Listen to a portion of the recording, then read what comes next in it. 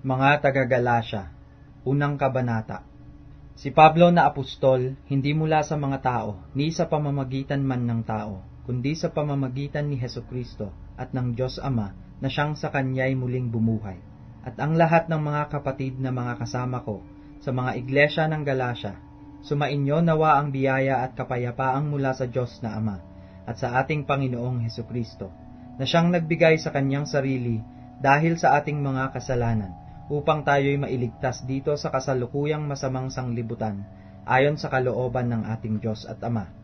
Na sumakanya ang kaluwalhatian magpakailanman, siya nawa. Ako'y namamangha na kay dali ninyong nagsilipat sa ibang ebanghelyo, buhat sa tumawag sa inyo sa biyaya ni Kristo, na ito'y hindi ibang ebanghelyo, kundi mayroong ilan na sa inyo'y nagsisiligalig at nangag-iibig na pasamain ang ebanghelyo ni Kristo. Datapwat kahimat kami o isang anghel na mula sa langit ang mangaral sa inyo ng anumang ebanghelyo na iba sa aming ipinangangaral sa inyo ay matakwil. Ayon sa aming sinabi ng una, ay muling gayon ang aking sinasabi ngayon. Kung ang sino man ay mangaral sa inyo ng anumang ebanghelyo na iba kaysa inyong tinanggap na, ay matakwil. Sapagkat ako bagay nang hihikayat ngayon sa mga tao o sa Diyos? O ako bagay nagsisikap na magbigay lugod sa mga tao? Kung ako'y magbibigay lugod pa sa mga tao, ay hindi ako magiging alipin ni Kristo. Sapagkat aking ipinatatalastas sa inyo, mga kapatid, tungkol sa ebanghelyo na aking ipinangaral, na ito'y hindi ayon sa tao, sapagkat hindi ko tinanggap ito sa tao, ni itinuro man sa akin, kundi aking tinanggap sa pamamagitan ng pahayag ni Hesukristo, sapagkat inyong nabalitaan ang aking pamumuhay ng nakaraang panahon sa relihiyon ng mga Hudyo, kung paanong aking inuusig na malabis at nilipol ang iglesia ng Diyos. At ako'y nangunguna sa relihiyon ng mga Hudyo ng higit kay sa marami sa aking mga kasinggulang, sa aking mga kababayan. Palibhasa'y totoong masikap ako sa mga salit-saling, sabi ng aking mga magulang. Ngunit nang magalingin ng Diyos na siyang sa akin ay nagbukod, buhat pa sa tiyan ng aking ina, at ako'y tawagin sa pamamagitan ng kanyang biyaya, na ihayag ang kanyang anak sa akin, upang siya'y aking ipangaral sa gitna ng mga hintil. Pagkarakay hindi ako sumangguni sa laman at sa dugo, ni inahon ko man sa Jerusalem silang mga apostol na nangauna sa akin, kundi sa Arabia ako naparoon at muling nagbalik ako sa Damasco. Nang makaraan nga ang 3 taon ay umahon ako sa Jerusalem upang dalawin si Cefas, at natira akong kasama niyang 15 araw. Ngunit wala akong nakita sa mga ibang apostol maliban na kay Santiago na kapatid ng Panginoon. Tungkol nga sa mga bagay na isinusulat ko sa inyo, narito, sa harapan ng Diyos, hindi ako nagsisinungaling. Pagkatapos ay naparoon ako sa mga lupain ng Syria at Cilicia, at hindi pa ako nakikilala sa mukha ng mga iglesia ng Judea na pawang kay Kristo, kundi ang kanila lamang naririnig na pinag-uusapan ay yaong umuusig sa atin ng una, ngayon nangangaral ng pananampalataya na nang ibang panahon ay kanyang sinisira, at kanilang niluluwalhati ang Diyos sa akin. Ikalawang kabanata. Nang makaraan nga ang 14 na taon ay umahon akong muli sa Jerusalem, nakasama si Bernabe, at isinama ko rin naman si Tito, at ako'y umahon dahil sa pahayag, at isinaysay ko sa harapan nila ang ebanghelyo na aking ipinangangaral sa gitna ng mga hintil. Datapwat sa harapan ng mga may dangal ay sa lihim, baka sa anumang paraan ako'y tatakbo o tumakbo ng walang kabuluhan. Datapwat maging si Tito man nakasama ko, bagamat Griego, ay hindi napilit na patuli, at yaon ay dahil sa mga hindi tunay na kapatid na ipinasok ng lihim, na nagsipasok ng lihim upang tiktikan ang aming kalayaan na taglay namin kay Kristo Jesus, upang kami ilagay nila sa pagkaalipin. Sa mga yaon ay hindi kami napahinuhod na supilin kami, kahit 1 oras, upang ang katotohanan ng ebanghelyo ay manatili sa inyo. Datapwat ang mga wari may dangal ng kaunti, maging anuman sila ay walang anuman sa akin. Ang Diyos ay hindi tumatanggap ng anyo ni numan. Silang may dangal, sinasabi ko, ay hindi nagbahagi sa akin ng anuman, kundi bagkos nang makita nila na sa akin ay ipinagkatiwala ang ebanghelyo ng di pagtutuli, gaya rin naman ng pagkakatiwala kay Pedro ng ebanghelyo ng pagtutuli, sapagkat ang naghanda kay Pedro sa pagkaapostol sa pagtutuli ay naghanda rin naman sa akin sa pagkaapostol sa mga hintil. At nang makita nila ang biyayang sa akin ay pinagkaloob, ang mga kanang kamay ng pakikisama ay ibinigay sa akin at kay Bernabe, ni Santiago at ni Cefas at ni Juan, sila na mga inaaring haligi, upang kami ay magsiparoon sa mga hentil at sila'y sa pagtutuli. Ang kanila lamang hinihiling ay aming alalahanin ang mga dukha, na ang bagay ring ito'y aking pinagsisikapan gawain. Ngunit nang dumating si Cefas sa Antioquia, ay sumalansang ako sa kanya ng mukhaan, sapagkat siya'y nararapat hatulan. Sapagkat bago nagsidating ang ilang mula kay Santiago, ay nakisalo siya sa mga hintil. Ngunit nang sila'y magsidating na, siya'y umurong at humiwalay sa mga hintil. Palibhasa'y natatakot sa mga sa pagtutuli. At ang ibang mga Hudyo ay nangagpakunwari rin namang kasama niya. Anopat pati si Bernabe ay nabuyo sa kanilang pagkukunwari. Ngunit nang aking makita na hindi sila nagsisilakad ng matuwid, ayon sa katotohanan ng Ebanghelyo, sinabi ko kay Cefas sa harapan nilang lahat, kung ikaw na Hudyo ay namumuhay gaya ng mga hintil at di gaya ng mga Hudyo, bakit mo pinipilit ang mga hintil na mamuhay na gaya ng mga Hudyo? Tayo'y mga Hudyo sa katutubo at hindi mga makasalanang hintil. Bagamat naaalaman na ang tao ay hindi inaaring ganap sa mga gawang ayon sa kautusan, maliban na sa pamamagitan ng pananampalataya kay Hesukristo, tayo rin ay nagsisampalataya kay Kristo Jesus, upang tayo'y ariing ganap sa pamamagitan ng pananampalataya kay Kristo, at hindi dahil sa mga gawang ayon sa kautusan, sapagkat sa mga gawang ayon sa kautusan ay hindi aariing ganap ang sinumang laman. Ngunit kung samantalang ating pinagsisikapan na tayo'y ariing ganap kay Kristo, ay tayo rin naman ay nangasusumpungang mga makasalanan, si Kristo baga ay ministro ng kasalanan? Huwag nawang mangyari. Kung akin ngang muling itayo ang mga bagay na aking sinira, sa aking sarili ay pinatutunayan ko na ako'y suwail, sapagkat ako sa pamamagitan ng kautusan ay namatay, sa kautusan upang ako'y mabuhay sa Diyos. Ako'y napako sa krus na kasama ni Kristo, at hindi na ako ang nabubuhay kundi si Kristo ang nabubuhay sa akin. At ang buhay na ikinabubuhay ko ngayon sa laman ay ikinabubuhay ko sa pananampalataya. Ang pananampalataya na ito'y sa anak ng Diyos, na sa akin ay umibig at ibinigay ang kanyang sarili dahil sa akin.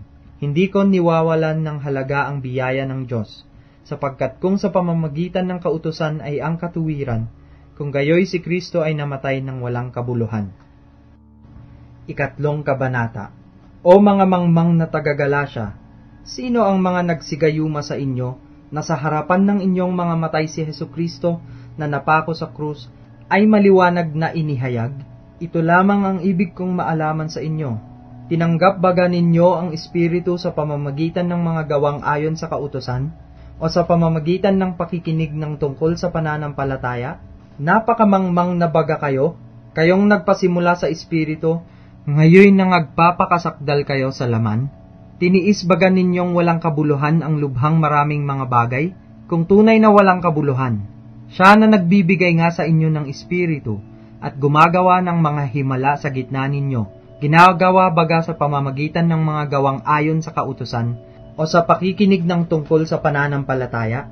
Gaya nga ni Abraham na sumampalataya sa Diyos, at ito'y ibinilang sa kanya ng katuwiran. Talastasin nga ninyo na ang mga sa pananampalataya, ang mga yaon ay mga anak ni Abraham, at sapagkat ipinakita na ng kasulatan, na aariing ganap ng Diyos ang mga hintil sa pamamagitan ng pananampalataya, ay ipinangaral na ng una ang ebanghelyo kay Abraham, na sinasabi, sayo ay pagpapalain ang lahat ng mga bansa. Kaya't ang mga sa pananampalataya ay pinagpapala kay Abraham na may pananampalataya, sapagkat ang lahat na sa mga gawang ayon sa kautusan ay nasa ilalim ng sumpa, sapagkat nasusulat, sinusumpa ang bawat hindi nananatili sa lahat ng mga bagay na nasusulat sa aklat ng kautusan upang gawin nila. Maliwanag nga na sino man ay hindi inaaring ganap sa kautusan sa harapan ng Diyos, sapagkat ang ganap ay mabubuhay sa pananampalataya. At ang kautusan ay hindi sa pananampalataya, kundi ang gumaganap ng mga yaon ay mabubuhay sa mga yaon. Sa sumpa ng kautusan ay tinubos tayo ni Kristo, na naging sumpa sa ganang atin, sapagkat nasusulat, sinusumpa ang bawat binibitay sa punong kahoy, upang sa mga hintil ay dumating ang pagpapala ni Abraham na kay Kristo Jesus, upang sa pamamagitan ng pananampalataya ay tanggapin natin ang pangako ng Espiritu. Mga kapatid, nagsasalita ako ayon sa kaugalian ng mga tao, bagamat ang pakikipagtipan ay gawa lamang ng tao, gayon may pagka pinagtibay, sino man ay hindi makapagpapawalang kabuluhan o makapagdaragdag man. Ngayon kay Abraham nga sinabi ang mga pangako, at sa kanyang binhi, hindi sinasabi ng Diyos at sa mga binhi na gaya baga sa marami, kundi gaya sa iisa lamang, at sa inyong binhi na si Kristo. Ito nga ang aking sinasabi, ang isang pakikipagtipang pinagtibay na ng una ng Diyos ay hindi mapawawalang kabuluhan ng kautusan, na sumipot ng makaraan ng 430 taon, anupat upang pawalang kabuluhan ang pangako, sapagkat kung ang mana ay sa pamamagitan ng kautusan, ay hindi na sa pamamagitan ng pangako, datapwat ipinagkaloob ng Diyos kay Abraham sa pamamagitan ng pangako. Ano nga ang kabuluhan ng kautusan? Idinagdag dahil sa mga pagsalangsang, hanggang sa pumarito ang binhi na siyang pinangakuan, at ito'y iniutos sa pamamagitan ng mga anghel sa kamay ng isang tagapamagitan. Ngayon, ang isang tagapamagitan ay hindi tagapamagitan ng iisa, datapwat ang Diyos ay iisa. Ang kautusan nga baga ay laban sa mga pangako ng Diyos? Huwag nawang mangyari, sapagkat kung ibinigay sana ang isang kautusang may kapangyarihang magbigay buhay, tunay ngang ang katuwiran sana ay naging dahil sa kautusan. Datapwat kinulong ng kasulatan ang lahat ng mga bagay sa ilalim ng kasalanan, upang ang pangako sa pamamagitan ng pananampalataya kay Hesukristo ay maibigay sa mga nagsisisampalataya. Ngunit bago dumating ang pananampalataya, ay nabibilanggo tayo sa ilalim ng kautusan, na nakukulong tayo hanggang sa ang pananampalataya ay ipahahayag pagkatapos. Anupat ang kautusan ay siyang naging tagapagturo natin upang ihatid tayo kay Kristo, upang tayo'y ariing ganap sa pamamagitan ng pananampalataya. Datapwat ngayong dumating na ang pananampalataya, ay wala na tayo sa ilalim ng tagapagturo, sapagkat kayong lahat ay mga anak ng Diyos sa pamamagitan ng pananampalataya kay Kristo Jesus. Sapagkat ang lahat na sa inyo ay binautismuhan kay Kristo ay ibinihis si Kristo. Walang magiging Hudyo o Griego man, walang magiging alipin o malaya man, walang magiging lalaki o babae man, sapagkat kayong lahat ay iisa kay Kristo Jesus. At kung kayo'y kay Kristo, kayo nga'y binhi ni Abraham, at mga tagapagmana ayon sa pangako. Ika-4 na kabanata. Ngunit sinasabi ko na samantalang ang tagapagmana ay bata, ay walang pagkakaibang anuman sa alipin, bagamat siya'y Panginoon ng lahat. Datapwat nasa ilalim ng mga tagapag-ampon at ng mga tagapangasiwa hanggang sa panahong itinakda ng Ama. Gayon din naman tayo, nang tayo'y mga bata pa, tayo'y nasasakop ng pagkaalipin sa ilalim ng mga pasimulang aral ng sanglibutan. Datapwat nang dumating ang kapanahunan, ay sinugo ng Diyos ang kanyang anak, na ipinanganak ng isang babae, na ipinanganak sa ilalim ng kautusan, upang matubos niya ang nanga sa ilalim ng kautusan, upang matanggap natin ang pagkukupkop sa mga anak. At sapagkat kayo'y mga anak, ay sinugo ng Diyos ang espiritu ng kanyang anak sa ating mga puso, na sumisigaw, Aba, Ama. Anupat hindi ka naalipin kundi anak, at kung anak, ay tagapagmana ka nga sa pamamagitan ng Diyos. Gayon man ng panahong yaon, sa hindi ninyo pagkakakilala sa Diyos, kayo'y nasa pagkaalipin ng sa katutubo ay hindi mga Diyos. Datapwat ngayon yamang nakikilala na ninyo ang Diyos, o ang lalong mabuting sabihin, kayo'y nangakikilala ng Diyos, bakit muling nangagbabalik kayo doon sa mahihina at walang bisang mga pasimulang aral, na sa mga yaoy ninanasa ninyong magbalik sa pagkaalipin? Ipinangingilin ninyo ang mga araw, at mga buwan, at mga panahon, at mga taon. Ako'y natatakot tungkol sa inyo. Baka sa anumang paraan ay nagpagal ako sa inyo ng walang kabuluhan. Ipinamamanhik ko sa inyo, mga kapatid, na kayo'y mangagsitulad sa akin, sapagkat ako'y katulad din ninyo. Wala kayong ginawa sa aking anumang kasamaan. Datapwat nalalaman ninyo na dahil sa sakit ng laman, ay ipinangaral ko sa inyo ang ebanghelyo ng pasimula. At yaong sa inyo'y isang tukso sa aking laman, ay hindi ninyo inalipusta, ni itinakwil man, kundi ako'y tinanggap ninyong tulad sa isang anghel ng Diyos, tulad kay Kristo Jesus. Saan nga naroon yaong inyong kapalaran? Sapagkat pinatototohanan ko sa inyo na kung mangyayari, ay inyong dinukit sana ang inyong mga mata at ibinigay sa akin. Kaya nga ako bagay naging kaaway ninyo sa pagsasabi ko sa inyo ng katotohanan. May nangagmamalasakit sa inyo sa hindi mabuting akala, subalit ang ibig nila ay ihiwalay kayo upang ipagmalasakit ninyo sila. Datapwat mabuti ang ipagmalasakit sa mabuting bagay sa lahat ng panahon, at hindi lamang samantalang ako'y kaharap ninyo. Maliliit kong mga anak, na muli kong ipinagdaramdam sa panganganak hanggang si Kristo ay mabadha sa inyo. Datapwat, ibig kong makaharap ninyo ako ngayon, at baguhin ang aking tinig, sapagkat ako'y nag-aalinlangan tungkol sa inyo. Sabihin ninyo sa akin, kayong nagsisipagnasang mapasailalim ng kautusan, hindi ba ganinyo naririnig ang kautusan? Sapagkat nasusulat na si Abraham ay nagkaroon ng 2 anak, ang isa'y sa aliping babae at ang isa'y sa babaeng malaya. Gayunman ang anak sa alipin ay ipinanganak ayon sa laman, ngunit ang anak sa babaeng malaya ay sa pamamagitan ng pangako. Ang mga bagay na ito'y may lamang talinghaga, sapagkat ang mga babaeng ito'y 2 tipan. Ang isa'y mula sa bundok ng Sinai, na nanganganak ng mga anak sa pagkaalipin, na ito'y si Agar. Ang Agar ngang ito ay bundok ng Sinai sa Arabia, at ito'y katulad ng Jerusalem ngayon, sapagkat ito'y nasa pagkaalipin kasama ng kanyang mga anak. Ngunit ang Jerusalem na nasa itaas ay malaya, na siyang ina natin, sapagkat nasusulat, magsaya ka, o baog na hindi nanganganak, mabiglang umawit at humiyaw ka, ikaw na hindi nagdaramdam sa panganganak, sapagkat higit pa ang mga anak ng pinabayaan kaysa mga anak ng may asawa. At tayo, mga kapatid, tulad ni Isaac, ay mga anak sa pangako. Datapwat kung papaanong yaong ipinanganak ayon sa laman, ay nag-usig sa ipinanganak ayon sa Espiritu, ay gayon din naman ngayon. Gayon man, ano ang sinasabi ng kasulatan?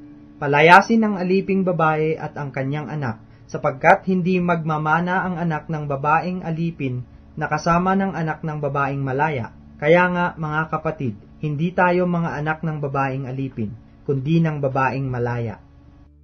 5 Kabanata. Sa kalayaan ay pinalaya tayo ni Kristo. Magsitibay nga kayo at huwag na kayong pasakop na muli sa pamatok ng pagkaalipin. Narito, akong si Pablo ay nagsasabi sa inyo na kung inyong tinatanggap ang pagtutuli, ay wala kayong mapapakinabang na anuman kay Kristo. Oo, pinatotohanan kong muli sa bawat taong tumatanggap ng pagtutuli, na siya'y may kautangang tumupad ng buong kautusan. Kayo'y hiwalay kay Kristo, kayong nangag-iibig na ariing ganap ng kautusan, nangahulog kayo mula sa biyaya. Sapagkat tayo sa pamamagitan ng Espiritu sa pananampalataya ay naghihintay ng pangako ng katuwiran.